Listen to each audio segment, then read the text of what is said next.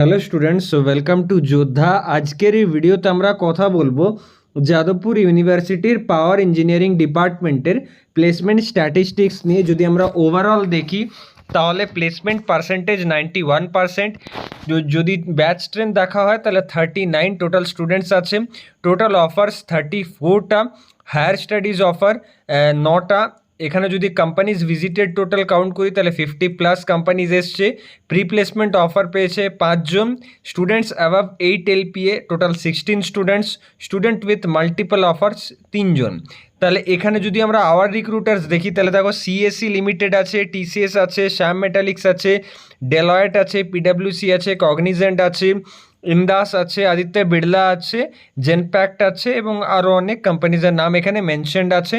Overall কোরের কোম্পানির যদি পার্সেন্টেজ দেখো তাহলে দেখো core, analytics and consultancy, IT and software total মিলি পর এখানে হায়েস্ট। দেখো এখানে যদি ওভারঅল দেখো তাহলে আইটি সফটওয়্যারে মোটামুটি সব থেকে কম, দেন সব থেকে বেশি হচ্ছে কোরে, অ্যান্ড দেন অ্যানালিটিক্স অ্যান্ড কনসালটেন্সিতে হায়েস্ট সিটিসি গেছে 13.7 LPA, অ্যাভারেজ সিটিসি গেছে 8.3 LPA, আর মিডিয়ান সিটিসি গেছে 8.2 LPA।